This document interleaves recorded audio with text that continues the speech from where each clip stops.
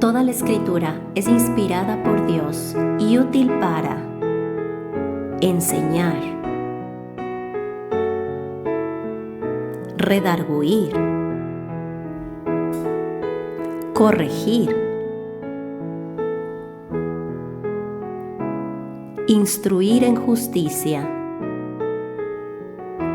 a fin de que el hombre de Dios sea perfecto, enteramente preparado para toda buena obra.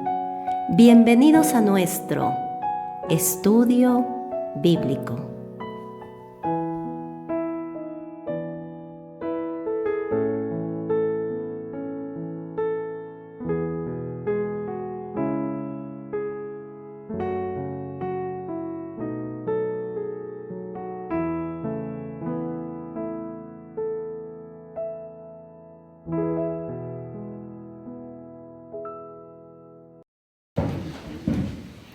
Pues buenos días a todos. Vamos a comenzar hoy nuestro estudio de Segunda de Corintios. Y estamos nuevamente en esta epístola. Hoy vamos a comenzar los capítulos 8 y 9 de Segunda de Corintios. Es un pasaje que cambia el tema, digamos, o el tono de la epístola. Antes había venido hablando el apóstol Pablo acerca de ese consuelo que Dios da a todos aquellos que pues confían en el Señor, ¿verdad? Y pasa ahora a algo práctico. Él va a hablar acerca de los principios que Dios nos deja en su palabra sobre el dar.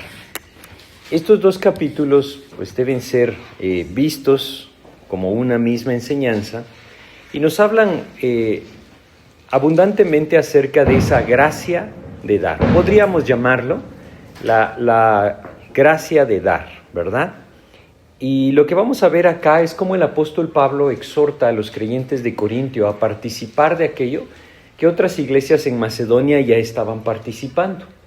Creo que este es un tema que en nuestros días de alguna manera podría sentirse o podría parecer demasiado gastado, podríamos decir. Lastimosamente, por el tiempo en el que nosotros vivimos y las diferentes doctrinas o enseñanzas que se tienen en nuestros días, el tema del dinero en la vida del creyente se vuelve un conflicto. Creo que realmente porque se enseñan muchas cosas equivocadas en cuanto a esto. Generalmente se le da a esto la intención o la idea de un negocio y evidentemente la palabra de Dios no lo es. Este pasaje nos puede ayudar mucho a comprender qué es lo que realmente Dios enseña en la Biblia acerca de lo que el creyente debe dar. Y como lo vamos a ver, no tiene nada que ver con cuánto tenemos, sino más bien con el corazón que Dios nos ha dado. Y esto es algo muy, muy distinto. Vamos a hacer una oración para pedirle a Dios que nos guíe y vamos a empezar a ver estos dos capítulos. Vamos a orar. Padre, queremos agradecerte, mi Dios, la oportunidad que nos das hoy de meditar en tu palabra. Y pedimos tu dirección, Señor, para que seas tú quien nos enseña, quien nos guía. Y a través de tu palabra, Padre, pues nos permite comprender estas verdades de acción, Señor, que tú nos has dejado. Guíanos tú, Padre bendito, hoy te lo pedimos en el nombre de Jesús. Amén. Entonces, como les decía, al abordar el tema de los capítulos 8 y 9 de Segunda de Corintios, siempre debemos notar que el ejemplo se va a centrar en nuestro Señor Jesucristo.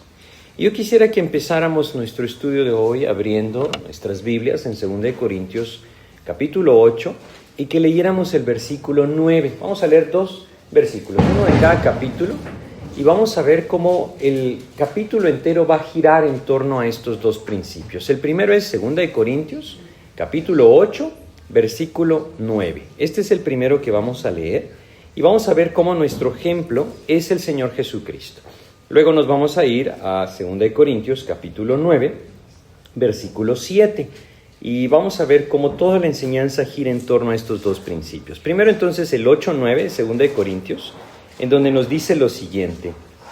Dice acá, 2 Corintios 8-9, porque ya conocéis la gracia de nuestro Señor Jesucristo, que por amor a vosotros se hizo pobre, siendo rico, para que vosotros con su pobreza fueseis enriquecidos. Quisiera que entendiéramos lo siguiente. Él no está hablando de dinero, ¿verdad? Es un versículo que lastimosamente se usa para esto, pero Él no está hablando aquí de esto. Él está hablando de lo que nuestro Señor Jesucristo hizo. Su obra es una obra de gracia y Él se entregó a sí mismo. Por supuesto, Él va a comparar este principio para que nosotros entendamos. Perdón, no sé si habrá donde encerrar a la perrita para que si no nos va a estar distrayendo. Ya se metió ahí. Quizá no sale de ahí, déjala ahí. Sí, no va a salir, ahí se va a quedar tal vez. Tiene miedo por los cohetes, ¿verdad? Ahí la deja. Sí. Que se quede ahí porque...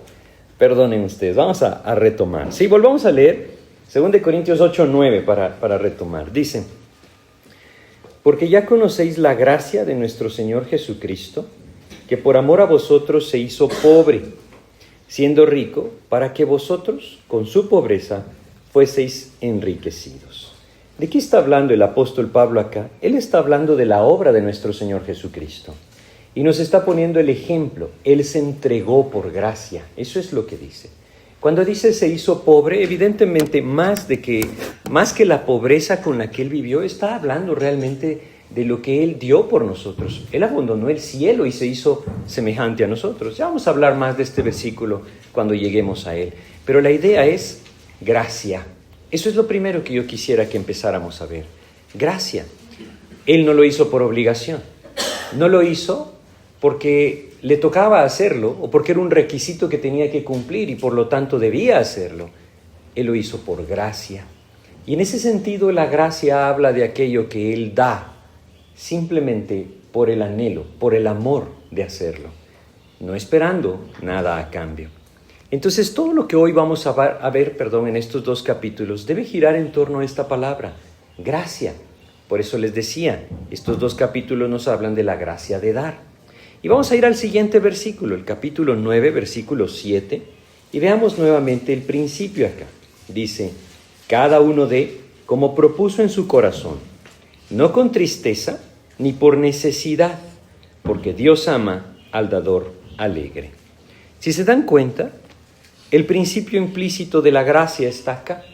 No se trata de una obligación, no se trata de hacerlo bajo presión, sino por gracia. Esa gracia de Dios que inunda el corazón y por el gozo de dar al Señor, por el gozo de dar al necesitado, Dios mueve nuestro corazón. Así es que esto nos debe dar el sentir correcto para hablar acerca de este tema. Es la gracia de Dios. Realmente, como lo vamos a ver en estos versículos, el apóstol Pablo llama gracia a la ofrenda. Es decir, esto nos hace entender mucho mejor quizá a qué es a lo que él se está refiriendo. La gracia de Dios es el ejemplo. Él entregó a su Hijo, lo más valioso, para salvarnos. No para hacernos ricos materialmente, ¿verdad? Hay que hacer esa diferencia, sobre todo por los días de confusión y peligrosos que vivimos. Él se entregó para salvarnos, para que nosotros pudiéramos tener esa seguridad de vida eterna. Y esa gracia de Dios al darse es un ejemplo a nosotros cómo nuestras vidas deben entregarse al Señor. Pero bueno, vamos a ver nuestro pasaje ahora. Vamos a leer los primeros 2 versículos del capítulo 8. Y vamos a ver aquí en este pasaje cómo él empieza hablando de este tema. Dice entonces, 2 Corintios capítulo 8, versículos 1 y 2. Asimismo, hermanos, os hacemos saber la gracia de Dios que se ha dado a las iglesias de Macedonia, que en grande prueba de tribulación, la abundancia de su gozo y su profunda pobreza abundaron en riquezas de su generosidad. Fíjense cómo él dice, nuevamente les vuelvo a decir, el apóstol Pablo usa la palabra gracia para hablar de aquello que ellos estaban dando para ayudar a los otros creyentes. Y Pablo presenta aquí el ejemplo de las iglesias de Macedonia. Estas iglesias que estaban al norte de Corinto o de Acaya, contenían esa región en donde estaba Tesalónica, estaba también Filipos, estaba también Berea, iglesias que el apóstol Pablo fundó, donde él ganó personas para Cristo y ahí se inició esta iglesia. Y él les dice, estas iglesias están siendo también un ejemplo, están siguiendo el ejemplo de nuestro Señor Jesucristo.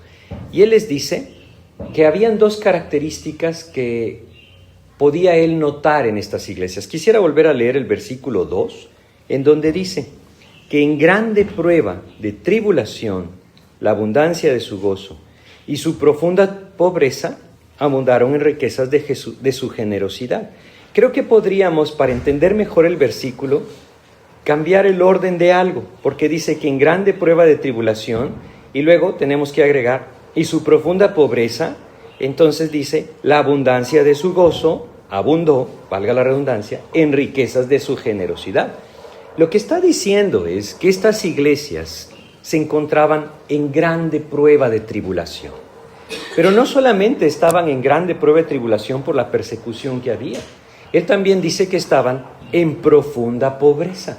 Estas dos características estaban presentes en las iglesias de Macedonia, que como le repito, eran Filipos, Tesalónica y Berea. Estas iglesias estaban pasando por dificultades, pero a pesar de esas dificultades, el gozo de Cristo había inundado sus corazones. Y eso es algo maravilloso. Ese gozo de Cristo en sus vidas les mantenía con tal plenitud que ellos abundaron, dice, en las riquezas de su generosidad. Su necesidad, su tribulación, no les impidió que el gozo del Señor en sus vidas les llevara a dar generosamente a los creyentes que necesitaban. Ya vamos a ver a quiénes se refiere. Pero quisiera que antes de continuar, nosotros notemos cómo estos corazones de los macedonios, en este caso vamos a ir a Tesalónica, ¿sí?, tenían gozo en medio de gran tribulación y de necesidad, de tal manera que había pasado algo maravilloso. Ellos no se compadecían de sí mismos, sino que más bien estaban ocupados en el beneficio de otros. Se preocupaban por los demás. La preocupación por sí mismos había cambiado en una preocupación por otros. Eso no significa que ellos no estaban atribulados, sí que lo estaban. Simplemente es una gran victoria del Señor. Cuando nosotros dejamos de vernos a nosotros mismos y empezamos a ocuparnos por el bien de los demás. Es un principio de gracia que Dios obra en nuestros corazones.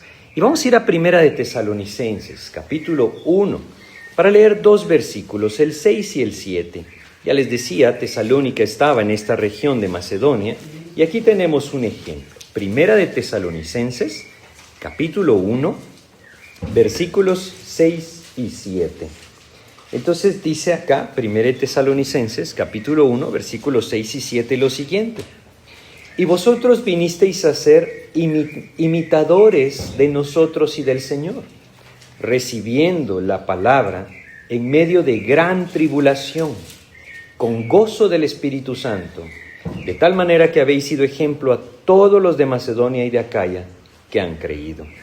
Los tesalonicenses se caracterizaron por esto. En medio de tribulación, en medio de necesidad, recibieron la palabra con gozo, de tal manera que sus vidas se volvieron un testimonio vivo de un cristianismo que se volvía contagioso. No hay nada más hermoso que cuando el creyente está experimentando esa plenitud de Cristo y su vida atrae a otros hacia esa plenitud de Cristo. Ese cristianismo contagioso, lo podríamos llamar, viene cuando el Señor nos lleva esa victoria, cuando dejamos de vernos a nosotros mismos y empezamos a ocuparnos por el bien de los demás. No es eso lo que el mundo nos enseña, ni tampoco es lo que nuestra naturaleza tiende a hacer. Por eso es que solamente la gracia de Dios nos puede llevar a esa posición. Ahora, Pablo era testigo de la gracia de Dios en la vida de estos creyentes de Macedonia. Regresemos a nuestro pasaje y leamos los siguientes dos versículos, el 3 y el 4. Entonces, vamos poco a poco. El apóstol Pablo está poniendo el ejemplo de las iglesias de Macedonia, cómo en medio de su necesidad y su tribulación el gozo del Señor les llevó a abundar en su generosidad. Y ahora dice los siguientes versículos, el 3 y el 4. Pues doy testimonio de que con agrado han dado conforme a sus fuerzas, y aún más allá de sus fuerzas, pidiéndonos con muchos ruegos que les concediésemos el privilegio de participar en este servicio para los santos. Fíjense cómo dice estos dos versículos. Primero nos hace ver que el Señor había conquistado sus corazones grandemente. ¿Por qué? Porque el versículo 3 dice, pues doy testimonio de que con agrado. Esta palabra, con agrado, realmente significa de su propia voluntad. Evidentemente, si ellos lo estaban haciendo de su propia voluntad, era porque les agradaba hacerlo, ¿verdad? Pero son principios que debemos resaltar. Ellos estaban dando voluntariamente, con agrado, más allá de sus fuerzas. Miren, una de las cosas que nosotros vemos en nuestros días nuevamente es esa confusión que ha promovido, que ha traído esa mal llamada teología, digamos, de la prosperidad. Esto es algo que la Biblia no enseña, esa teología de la prosperidad. No es algo bíblico. Lo que nosotros tenemos en estos pasajes contradicen completamente los principios de acción de esa enseñanza. Aquí el Señor nos está diciendo que lo primero es nuestro corazón. Ellos dicen que estaban tan movidos en esa gracia del Señor, en ese amor hacia el Señor, que para ellos era un privilegio participar. Pues vamos a leer el versículo 4. Fíjense cómo dice. Pidiéndonos, dice, es decir, los creyentes de Macedonia le pedían al apóstol Pablo, con muchos ruegos que les concediésemos el privilegio de participar en este servicio para los santos. Quizá nosotros no leemos en nuestras Biblias la palabra gracia en este versículo, pero la contiene. El versículo original contiene esta palabra.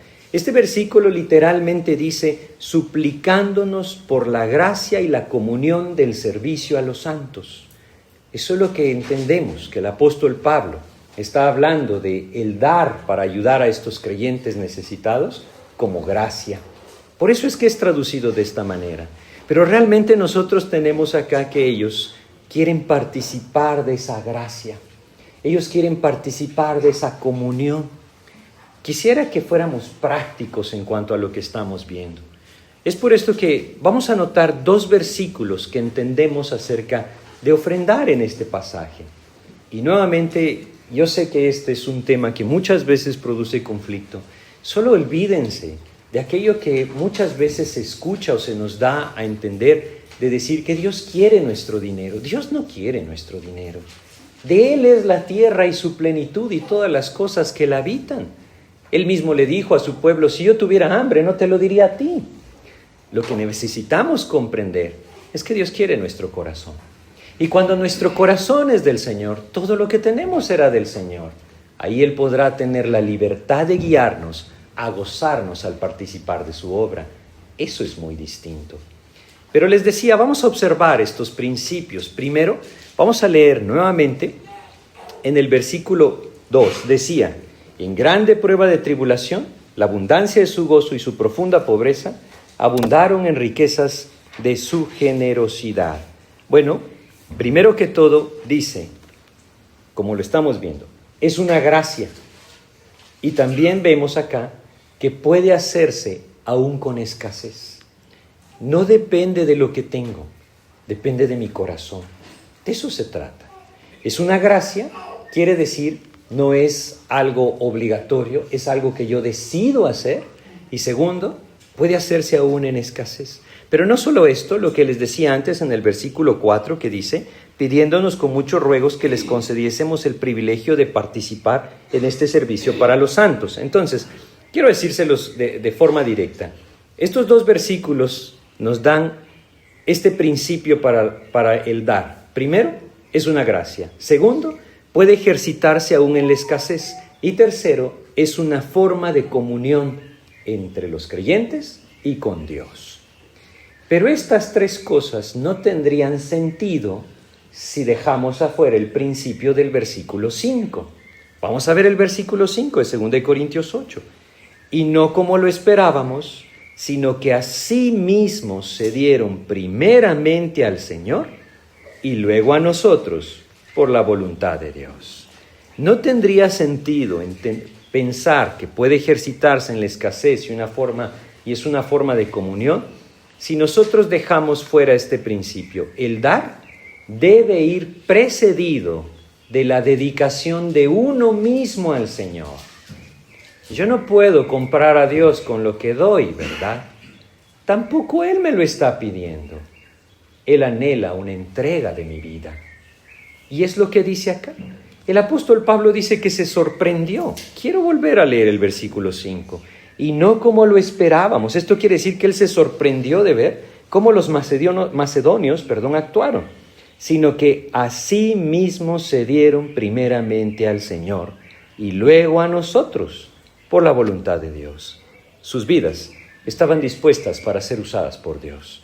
Ellos estaban al servicio del Señor, no sus cosas, sus vidas. Sus corazones fueron entregados al Señor y por lo tanto entregados al servicio y al compañerismo con aquellos que llevaban el mensaje de salvación. Enteramente Dios obró en sus corazones para darse a Cristo. Y al darse a Cristo, todo lo demás Dios sabía que vendría por añadidura.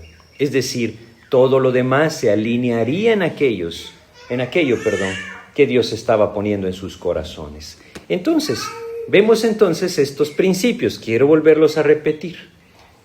Esta gracia de Dios de dar puede ejercitarse aún en la escasez. Es una forma de comunión, pero debe ir precedido de la dedicación de uno mismo al Señor. Esto es lo que nosotros tenemos hasta este momento. Ahora, lo que pasó después, o lo que él escribe después, hace referencia a que, como habíamos visto anteriormente, Tito fue a Corinto. Él vio el resultado de la primera epístola y luego regresó al apóstol Pablo. Ahora Tito va a regresar con otros 2 creyentes para seguir no solamente enseñando, sino también para recolectar aquello que ellos querían dar para ayudar a los creyentes en Jerusalén. Entonces, nosotros entendemos acá que ellos realmente se habían conmovido por haberse enfrentados en su pecado. ¿Recuerdan lo que vimos anteriormente? Quisiera que regresáramos a 2 Corintios 7, versículo 11, y pudiéramos unir esto que hoy estamos estudiando. 2 Corintios 7, 11 nos decía: porque he aquí esto mismo, de que hayáis sido contristados según Dios, ¿qué solicitud produjo en vosotros? ¿Qué defensa? ¿Qué indignación? ¿Qué temor? ¿Qué ardiente afecto? ¿Qué celo? ¿Y qué vindicación? En todo os habéis mostrado limpios en el asunto. El apóstol Pablo ahora podía afirmar que la gracia de Dios estaba abundando también en la vida de los corintios. No solo en los de Macedonia, también en los de Acaya. Acaya era la región donde estaba la ciudad de Corinto. Aquí lo vamos a leer así. Y él entonces les dice: ahora es momento de que esa gracia también se extienda en este sentido, en la ayuda para los creyentes que necesitan. El apóstol Pablo había visto esta gran necesidad en los creyentes que vivían en Jerusalén, y Dios había puesto en su corazón el recolectar una ayuda para ellos. Las condiciones en Jerusalén eran muy críticas. Nosotros vemos este sentir que Dios puso en el corazón del apóstol Pablo desde antes de que él incluso escribiera esta epístola a los Corintios. Quisiera que fuéramos a Romanos capítulo 15 y viéramos que dentro de sus planes estaba esta acción. Romanos capítulo 15, vamos a leer varios versículos. Leamos desde el 25 hasta el 29. Entonces, Romanos 15, 25 al 29, nos habla acerca de lo que el apóstol Pablo anhelaba hacer para ayudar a aquellos que estaban en Jerusalén. Dice acá, Romanos 15, 25 al 29. Mas ahora voy a Jerusalén para ministrar a los santos. Fíjense, ministrar a los santos quiere decir servirles, llevarles esa ayuda. Dice, porque Macedonia y Acaya tuvieron a bien hacer una ofrenda para los pobres que hay entre los santos que están en Jerusalén. Ahí entendemos claramente que todo de lo que Pablo está hablando en nuestro pasaje 2 Corintios 8 tiene que ver con esa ofrenda que tanto los macedonios como los de Acaya, que eran los corintios, habían ofrecido para ayudar a los creyentes de Jerusalén. Voy a seguir leyendo los versículos hasta el 29. Dice, pues les pareció bueno y son deudores a ellos, porque si los gentiles han sido hechos participantes de sus bienes espirituales, deben también ellos ministrarles de los materiales. Así que cuando haya concluido esto y les haya entregado este fruto, pasaré entre vosotros rumbo a España, y sé que cuando vaya a vosotros llegaré con abundancia de la bendición del Evangelio de Cristo. Él llama fruto aquella ofrenda que llevan, porque eso es lo que es. Realmente es el fruto de la obra del corazón en la vida del creyente. Es fruto del Señor. no tiene nada que ver con negociar con Dios, ¿verdad? Algo terrible que nosotros hoy escuchamos por muchos lados. Ese fruto Dios lo había movido en el corazón de los creyentes que estaban en Macedonia y en Acaya. La razón es bien clara y quisiera mencionárselas. Los creyentes en Jerusalén estaban pasando por una gran tribulación. La persecución que se había levantado de los judíos era tremenda. Pero no solamente esto, la condición política que rodeaba la ciudad los tenía en una lucha directa contra el Imperio Romano. Esto hacía que la vida en Jerusalén se volviera cada vez más difícil.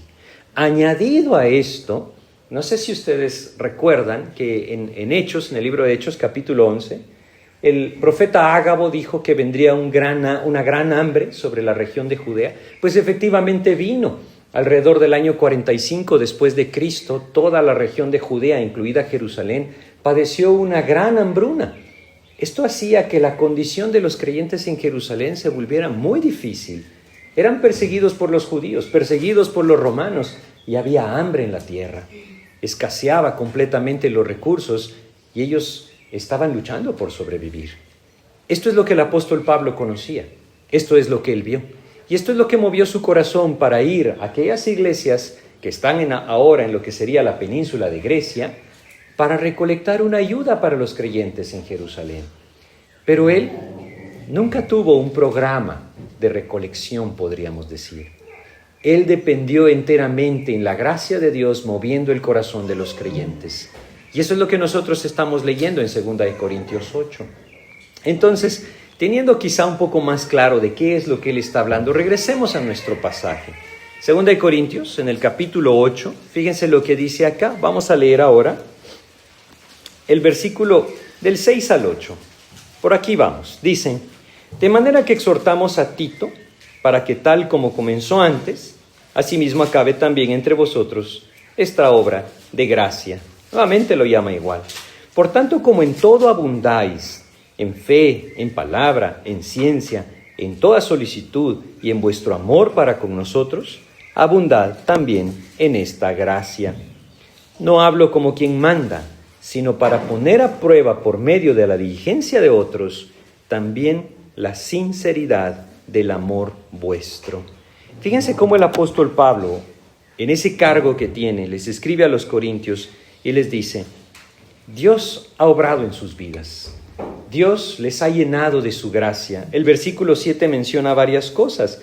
Abundaban en fe, en palabra, en ciencia, en solicitud, en amor para con aquellos que les anunciaban el evangelio.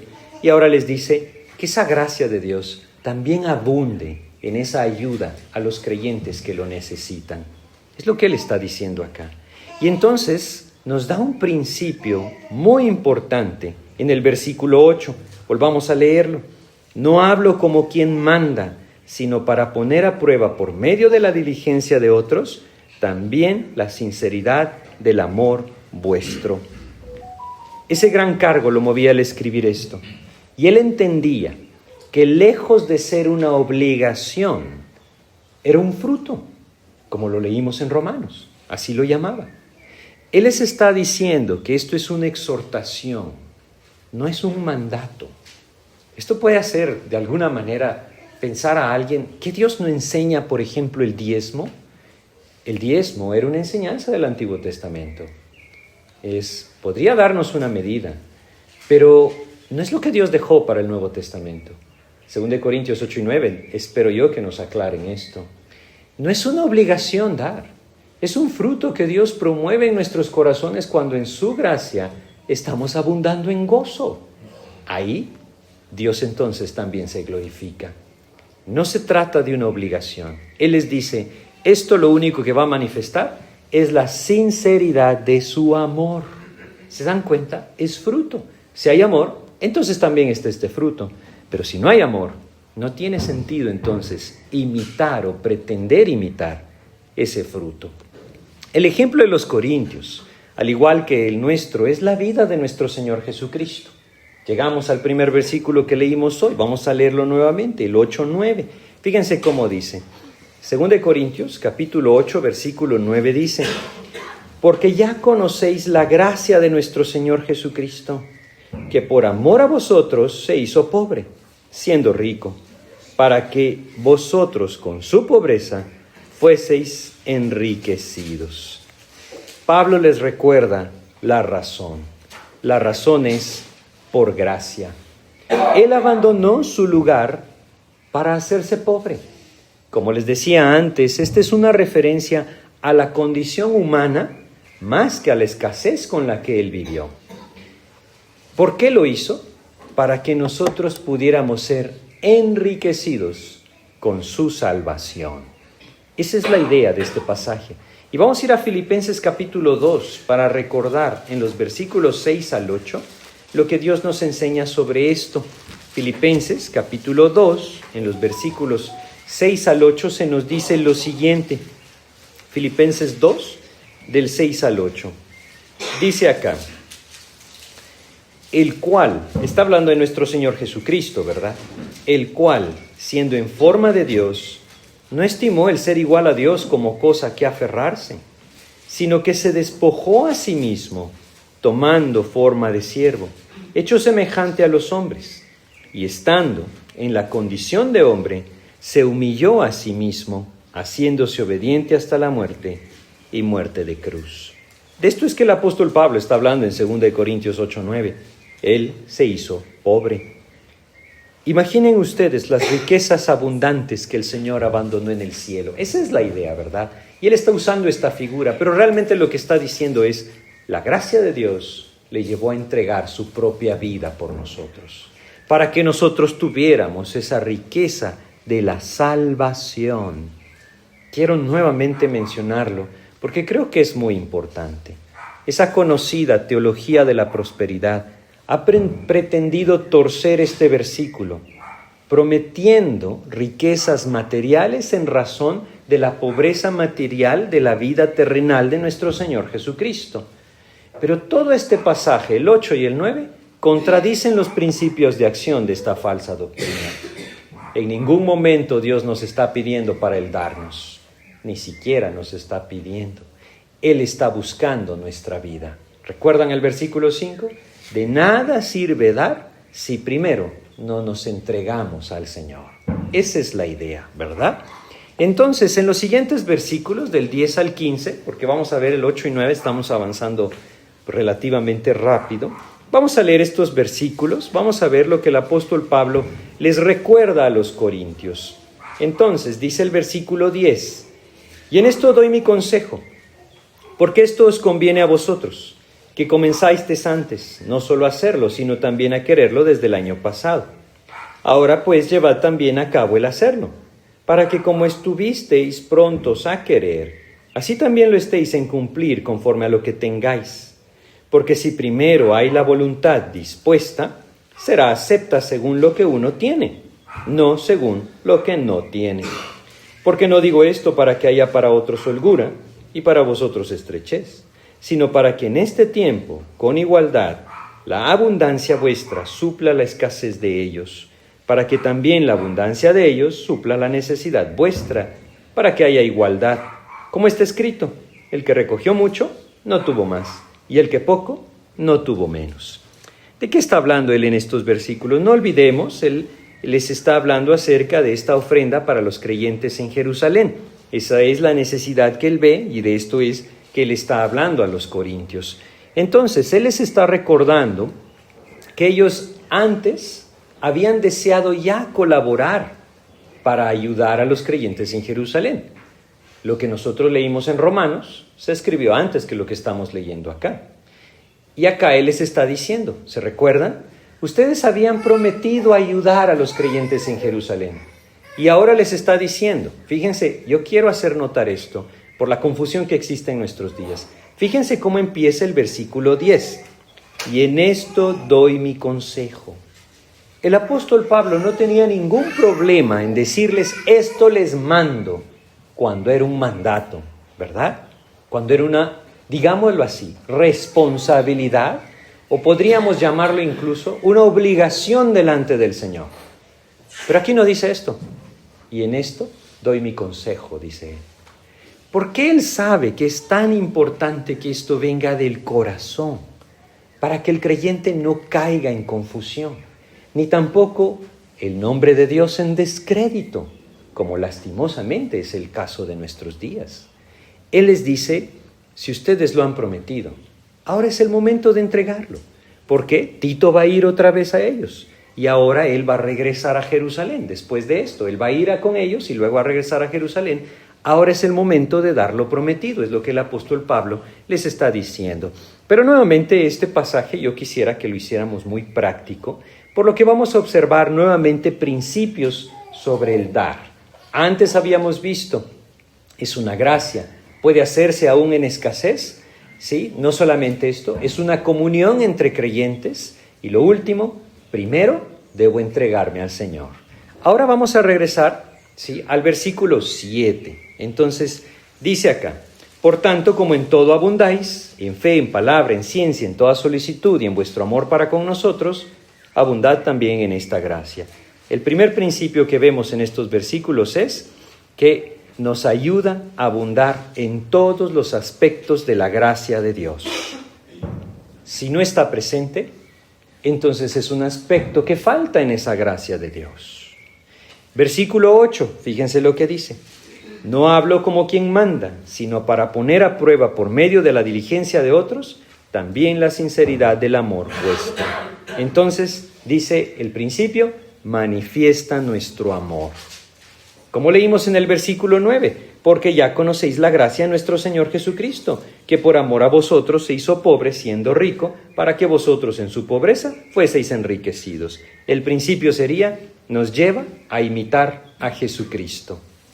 Versículo 12 que acabamos de leer, porque si primero hay la voluntad dispuesta, será acepta según lo que uno tiene, no según lo que no tiene. Aquí lo entendemos claramente, es voluntario según lo que Dios ha provisto, no según lo que no se tiene. Y esto es muy importante de notar, ¿verdad? Y luego dice el versículo 14, sino para que en este tiempo con igualdad la abundancia vuestra supla la escasez de ellos. Entonces el principio sería, es ayuda al necesitado. Quiero repetírselos. Primero entonces, nos ayuda a abundar en todos los aspectos de la gracia de Dios. Segundo, es una manifestación de nuestro amor. Tercero, nos lleva a imitar a Jesucristo. Cuarto, es voluntario según lo que Dios ha provisto. Y último, es ayuda al necesitado. Esto es lo que nosotros podemos sacar de forma práctica de esto. No tiene que ver para nada con retribución, ¿verdad? No hemos hablado de nada de eso, porque no es eso lo que Dios enseña. No es dame 10 para que Dios te dé 100. Eso no existe acá, ¿verdad? Y es algo bien importante de notar por la confusión que existe en nuestros días. Es algo que viene del corazón cuando el gozo del Señor nos ha inundado. Ahí la gracia del Señor nos lleva a actuar. Eso es lo que estamos viendo acá. Entonces Pablo toca un ejemplo del Antiguo Testamento en el versículo 15. Vamos a 2 Corintios 8:15. Dice acá, como está escrito, el que recogió mucho no tuvo más, y el que poco no tuvo menos. ¿Qué ejemplo está poniendo él? El ejemplo del maná, cuando el pueblo de Israel estaba en el desierto. ¿Recuerdan ustedes? Dios vino y les dijo, hoy van a salir y recogerán el maná. No guarden para mañana, porque se va a arruinar, se va a engusanar, ¿verdad?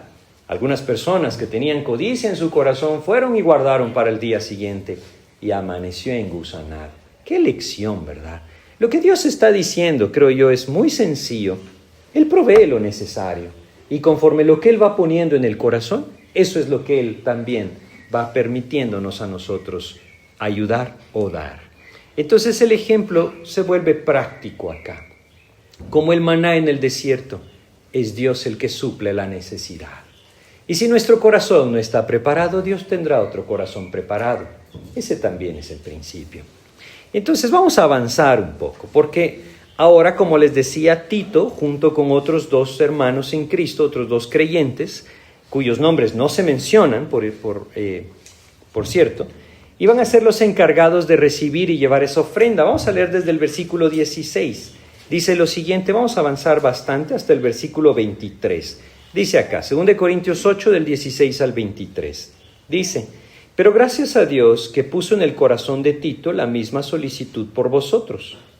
Pues a la verdad recibió la exhortación, pero estando también muy solícito por su propia voluntad, partió para ir a vosotros. Y enviamos juntamente con él al hermano, cuya alabanza en el Evangelio se oye por todas las iglesias. Y no solo esto, sino que también fue designado por las iglesias como compañero de nuestra peregrinación, para llevar este donativo, que es administrado por nosotros para gloria del Señor mismo y para demostrar vuestra buena voluntad. Evitando que nadie nos censure en cuanto a esta ofrenda abundante que administramos, procurando hacer las cosas honradamente, no solo delante del Señor, sino también delante de los hombres. Enviamos también con ellos a nuestro hermano, cuya diligencia hemos comprobado repetidas veces en muchas cosas, y ahora mucho más diligente por la mucha confianza que tiene en vosotros. Y el último, leamos el 23. En cuanto a Tito, es mi compañero y colaborador para con vosotros. Y en cuanto a nuestros hermanos, son mensajeros de las iglesias y gloria de Cristo. Bueno, en estos versículos él nos hace ver, o les hace ver a los corintios, que Tito iba a ir acompañado de otros 2 creyentes para que entonces pudieran traer esa ayuda para la iglesia en Jerusalén. Pero él también nos hace ver un principio muy importante acá, porque nos dice acá en el versículo 21, quisiera que lo leyéramos, dice, procurando hacer las cosas honradamente, no solo delante del Señor, sino también delante de los hombres. Él no solamente estaba consciente que debía entregar cuentas a Dios, también lo hacía delante de los hombres. Y en esto vemos una gran necesidad que, por supuesto, es parte de aquellos que comparten de la palabra, pero también de cada uno de nosotros en Cristo. Y quisiera que lo observáramos en 1 Corintios 4. Vamos a 1 Corintios, capítulo 4 de 1 Corintios. Leamos acá los versículos 1 y 2. 1 Corintios, capítulo 4, versículos 1 y 2 dice lo siguiente. Dice, así pues, téngannos los hombres por servidores de Cristo y administradores de los misterios de Dios. Ahora bien, se requiere de los administradores que cada uno sea hallado fiel. Esto es algo que Dios nos demanda, que seamos fieles. Ese es un mandato del Señor. Y en este sentido, cada uno de nosotros debe entender que va a dar cuentas delante de Dios.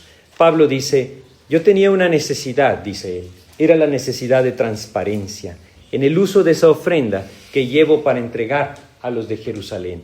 Y por eso entregó la responsabilidad a Tito y a los otros 2 creyentes.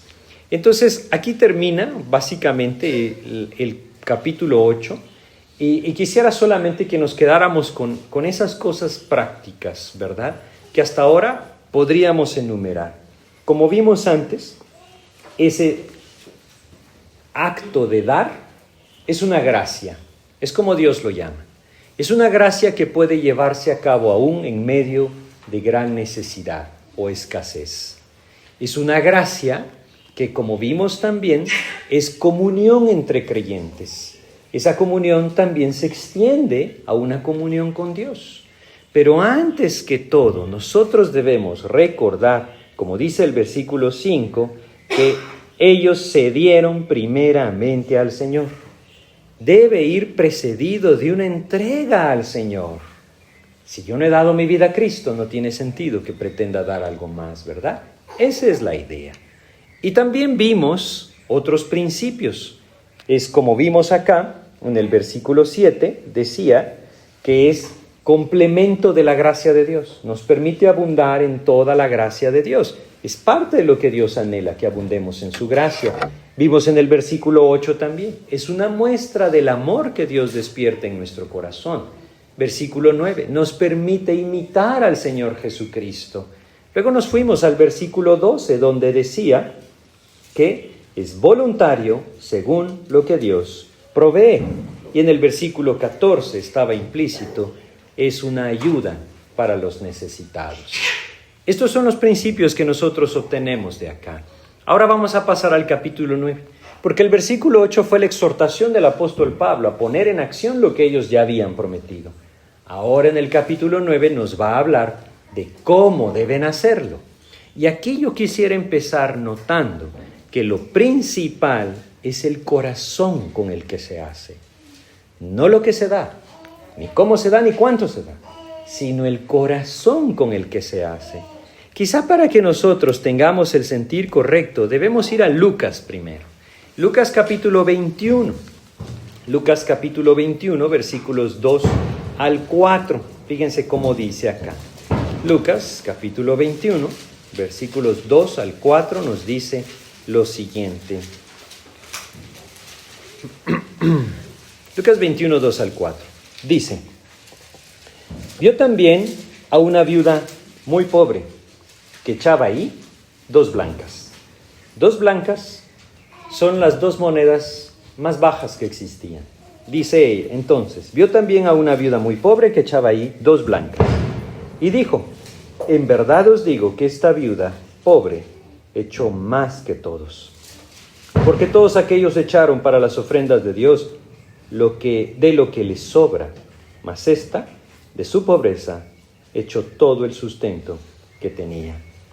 Quisiera que pensáramos lo siguiente: esto procede del corazón, no de lo que le sobraba, no de lo que ella abundaba, tampoco porque ella quería que Dios le regresara. Esa es una idea que tenemos que sacarnos de la cabeza, porque Dios movió su corazón a hacerlo, en la gracia de Dios, en el gozo inexplicable de su propia necesidad. ¿Por qué es inexplicable? Porque no es natural, no es humano, pero el Señor lo da.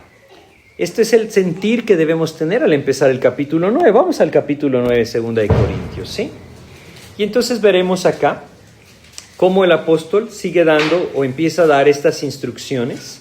Voy a leer desde el versículo 1 hasta el 5, en donde dice lo siguiente: cuanto a la ministración para los santos, es por demás que yo os escriba, pues conozco vuestra buena voluntad, de la cual yo me glorío entre los de Macedonia, que Acaya está preparada desde el año pasado, y vuestro celo ha estimulado a la mayoría.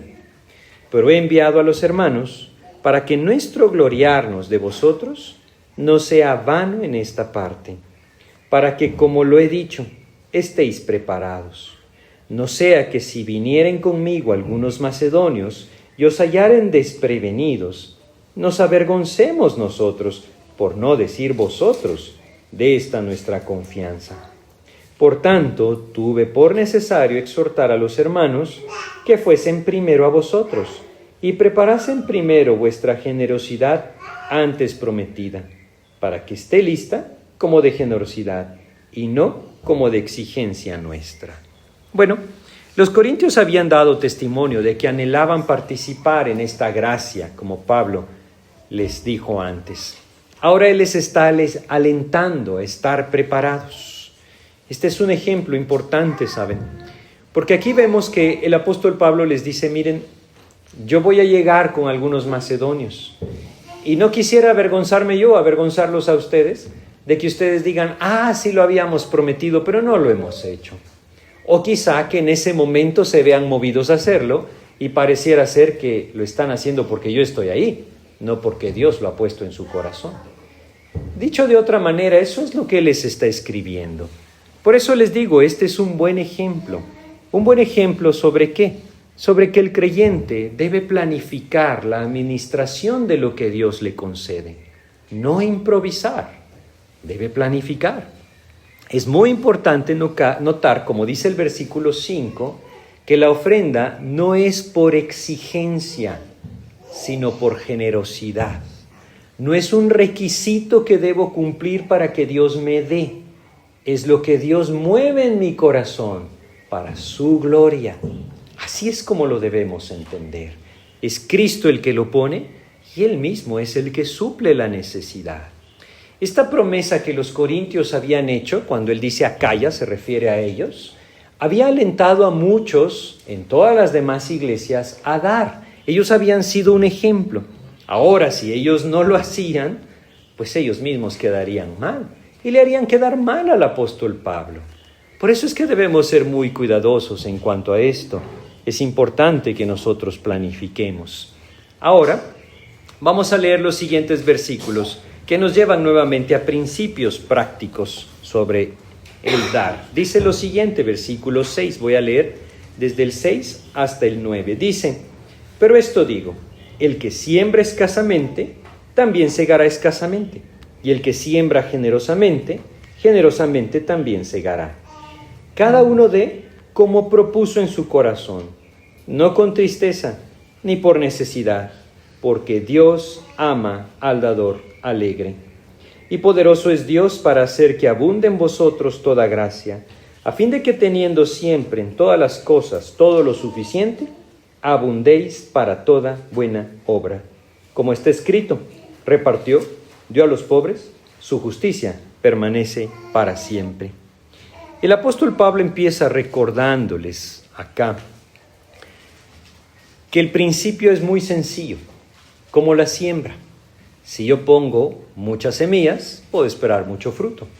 Pero si pongo pocas semillas, pues no tiene sentido que espere mucho fruto. Creo que esto es importante notar. En nuestros días el tema de dar es tan repetitivo y poco sincero que muchos creyentes están confundidos o incluso tienen un bloqueo en su corazón, porque siempre parece haber una agenda detrás de hablar de este tema, ¿no? O siempre parece que se ha comercializado la fe. Es lastimoso que eso suceda, pero Dios nos advirtió que sucedería.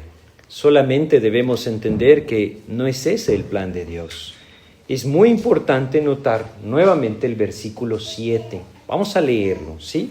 Fíjense lo que dice. Cada uno dé como propuso en su corazón, no con tristeza ni por necesidad, porque Dios ama al dador alegre. Si Dios hubiera planificado para la iglesia un monto, un porcentaje, una obligación, se encontraría aquí. Pero no la encontramos, porque Dios no lo planificó. Dios planificó gracia. Eso es lo que Él planificó. Y en esa gracia de Dios, Él puede mover el corazón del creyente conforme a su voluntad. Aquí dice que Dios ama al dador alegre. La palabra alegre es tan significativa. La palabra alegre viene del griego hilasterio, que podría decir al que se carcajea al hacerlo. No quiere decir que en el acto de hacerlo se carcajee. Habla del gozo que hay en su corazón, ¿sí? De eso habla. Aquel que con gozo se ha entregado a Cristo, también va a tener gozo de participar a los demás creyentes en lo que Dios le ha dado. Esa es la idea de esto. El creyente que experimenta la gracia también se va a gozar en dar. Dios ama al dador alegre. Ese es el principio. Y cuando leemos en este versículo 7, nuevamente decía, no con tristeza ni por necesidad. A veces no entendemos bien los términos. Tristeza podría ser traducido de mala gana. Esa es la idea. Diciendo, tengo que hacerlo. Eso es de mala gana. No olvidemos el ejemplo, nuestro Señor Jesucristo. ¿Imaginan ustedes ese momento en el que el Señor Jesucristo va a dejar el cielo para descender al pesebre y nacer ahí? Digo el pesebre haciendo referencia a su nacimiento, ¿verdad? No creo que Él haya dicho, bueno, llegó la hora, me toca ir. No, Él se gozó en hacerlo y Él es el ejemplo. Por eso es que dice, no con tristeza, no de mala gana. También dice necesidad, la palabra es obligación, esa es la palabra. No debe hacerse por obligación. A veces tenemos eso metido en la mente, ¿verdad? Si yo no doy, Dios no me va a bendecir. No, Él no me está pidiendo que le dé nada. Él quiere entrega en mi vida. Eso es lo que Él quiere. Si hay entrega, Él sabrá lo que mueve a hacer en mi corazón. Eso es completamente distinto. Pero debemos entenderlo de esta manera, sobre todo por la confusión que hoy existe. Entonces, el corazón debe gozarse al hacerlo, ¿verdad? El corazón que se goza no espera nada a cambio. Es ese corazón el que puede comprender el principio que el Señor Jesucristo nos dijo. Vamos a Hechos capítulo 20, versículo 35. Hechos 20, versículo 35 dice lo siguiente. Dice acá, Hechos 20, 35. El apóstol Pablo escribe citando palabras de nuestro Señor Jesucristo. Estas palabras no están en los evangelios, pero recordemos que el Señor Jesucristo enseñó a sus apóstoles. Dice, En todo os he enseñado que trabajando así se debe ayudar a los necesitados y recordar las palabras del Señor Jesús que dijo: más bienaventurado es dar que recibir. Miren, si yo espero recibir cuando ayudo, es mejor no ayudar, porque eso significa que mi corazón no lo está haciendo con gozo.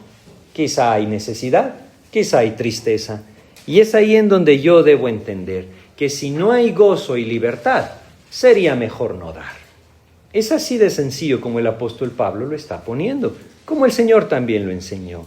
Así es que cuando el corazón del creyente se goza en la gracia de dar, Dios le moverá, y junto con esto, Dios proveerá. Vamos a 2 Corintios 9 de regreso, y leamos los versículos 8 y 9. Fíjense cómo Dios lo dice, nuevamente acá, 8 y 9. Y poderoso es Dios para hacer que abunde en vosotros toda gracia, a fin de que teniendo siempre en todas las cosas todo lo suficiente, abundéis para toda buena obra.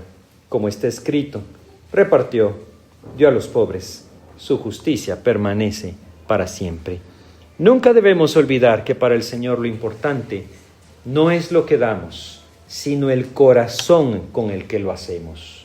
Y como Él conoce el corazón, Él proveerá para aumentar los frutos de la justicia, es decir, Él aumentará lo que sembramos conforme a su voluntad, para que el fruto sea mayor.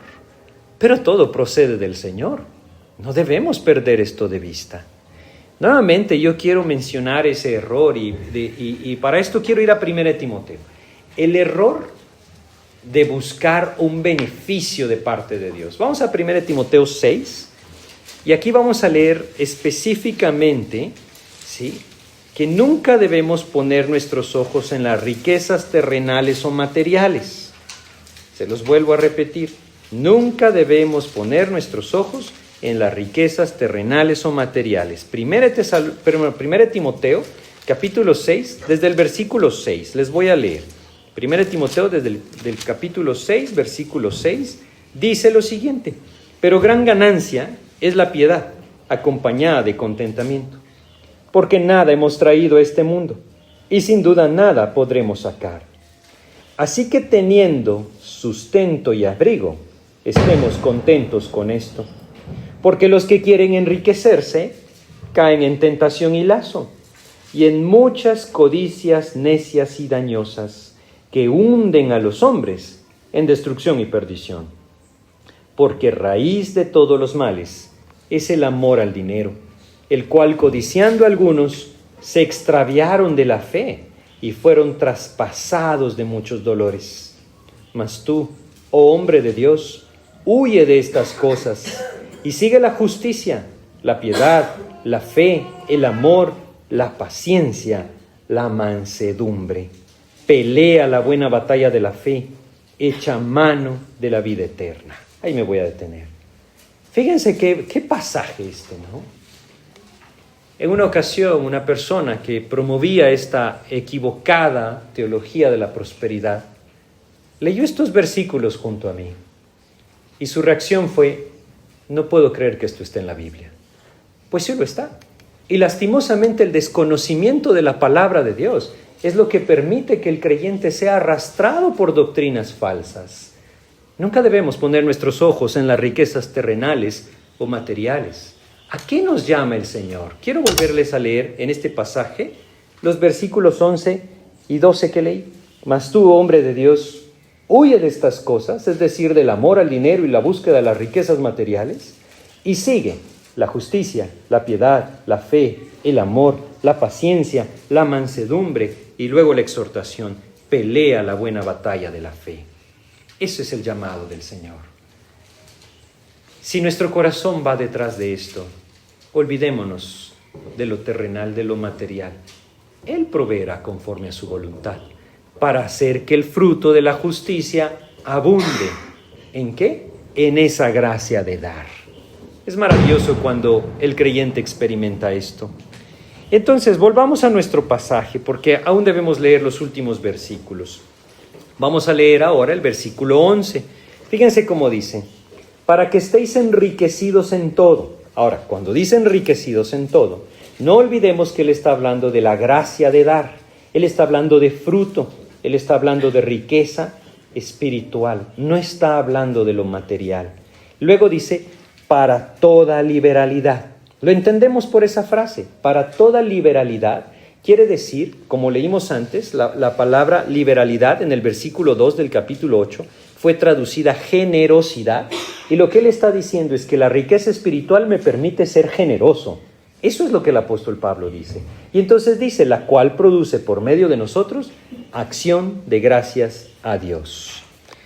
Produce acción de gracias a Dios el fruto del Espíritu de Dios en el corazón del creyente que da en generosidad. Eso es lo que está diciendo el principio. Versículos 12 al 14. Porque la administración de este servicio no solamente suple lo que a los santos falta, sino que también abunda en muchas acciones de gracias a Dios. Pues por la experiencia de esta administración glorifican a Dios por la obediencia que profesáis al Evangelio de Cristo y por la liberalidad de vuestra contribución para ellos y para todos. Asimismo en la oración de ellos por vosotros, a quienes aman a causa de la superabundante gracia de Dios en vosotros. Miren, una de las cosas que nosotros debemos entender es que todo esto trae fruto. Y aquí vemos parte de ese fruto, parte de ese resultado de dar con gracia. Y quiero enumerárselos. Primero el versículo 12 nos dice, suple la necesidad de los que están, pues valga la redundancia, necesitados. En este caso, les hablaba de la condición de los creyentes en Jerusalén. Aún el alimento escaseaba, luchaban por sobrevivir. La ayuda de los creyentes en Macedonia ya iba en camino. Ahora Él está exhortando a los corintios a también hacerlo con generosidad. A veces no entendemos bien, ¿saben? Los corintios estaban viviendo una condición económica favorable, quiere decir, era una ciudad rica. Las ciudades de Macedonia eran pobres. Y las ciudades de Macedonia fueron las primeras en ayudar a los creyentes en Jerusalén. Qué significativo que se vuelve a entender esto, ¿verdad? Pero lo que les estoy diciendo acá es que este resultado de dar con gracia no solamente suple la necesidad, también el versículo 12, lo leímos antes, decía, abunda en muchas acciones de gracias a Dios. Hace que los creyentes agradezcan a Dios. Mueve el corazón de los creyentes para glorificar el nombre de Dios.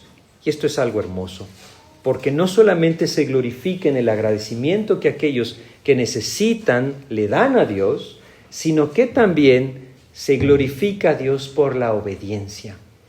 A veces no lo entendemos, pero nuestra obediencia glorifica el nombre de Dios. Y en este sentido, en el versículo 13, Él dice, pues por la experiencia de esta ministración, glorifican a Dios por la obediencia que profesáis al Evangelio de Cristo. Era obediencia, y esa obediencia glorificaba a Dios. Pero no solamente esto, el versículo 14 dice, asimismo en la oración de ellos por vosotros. Esto unía a los creyentes, porque aquellos que recibían, oraban por los que daban, y aquellos que daban, oraban por los que recibirían. Y entonces se completaba esa comunión de la que vimos en el capítulo 8. En una ocasión, un hombre que enseñaba la palabra decía, el mejor regalo, la mejor ofrenda que yo he recibido fue una persona que se comprometió a orar por mí todos los días de su vida. Y cada vez que lo veía, confirmaba su compromiso y afirmaba que lo estaba cumpliendo. No se trata de lo material, se trata de lo que Dios mueve en nuestro corazón. Eso es lo importante. Y muchas veces lo material es menos importante que otro tipo de cosas. Por eso debemos entenderlo de esta manera. Es Dios el que puede moverlo en nuestro corazón a través de su Espíritu. Terminando el capítulo, el versículo 15, dice lo siguiente: gracias a Dios por su don inefable. ¿Quién es el don inefable? Es Jesucristo. Y el apóstol Pablo, siendo un hombre versado, estudiado, culto, el griego que él usa para escribir no es un griego sencillo. Siendo un hombre de letras, termina diciendo, no tengo palabras para describir lo grande que es el don de Dios, Jesucristo. Inefable significa eso, indescriptible. No se puede decir con palabras lo grande que es. Y él dice, gracias a Dios por su don inefable. Así es que aquí concluye él esta enseñanza de estos 2 capítulos. Espero que de alguna manera aclare en nuestras mentes este tema de la gracia de Dios al dar. Es Dios quien puede obrar en nuestros corazones, pero yo quisiera que siempre tuviéramos en mente esto. Los macedonios fueron movidos primero a darse ellos mismos y luego Dios produjo en su corazón ese gozo que no les permitió quedarse sin ayudar al necesitado. Creo que es una de las cosas que nosotros debemos buscar hoy en día. No solamente el darnos a Cristo, sino que una de las cosas que yo les mencionaba en este pasaje es que una gran victoria de Cristo en nuestras vidas es cuando dejamos de compadecernos de nosotros mismos y empezamos a ocuparnos en el bien de los demás. Eso es gracia, y esa gracia solamente viene cuando el Señor conquista nuestro corazón. Vamos a detenernos aquí en nuestro estudio y vamos a pedirle a Dios que nos guíe para comprender este tema. Vamos a hacer una oración. Amado Padre, te queremos agradecer, mi Dios, porque tú hoy nos recuerdas que tú eres el dueño de todo, Señor. Y que no estás, Padre, interesado en lo que podemos darte, sino en nuestro corazón. Ayúdanos a comprenderlo de esta manera, Señor. Líbranos, mi Dios, de pretender negociar contigo. Ayúdanos a entender que tú eres el Señor de todo, que no necesitas lo nuestro, que lo que estás buscando es una entrega completa de nuestro corazón, que traiga como fruto el participar de la ofrenda para tu Evangelio. Guíanos a esto, Señor. Te pedimos, pues, que tú aclares aquellas cosas que nos producen duda y que a través de tu palabra, Señor, tú nos alientes a dar con liberalidad. Te agradecemos y te pedimos en el nombre de Jesús. Amén, Señor.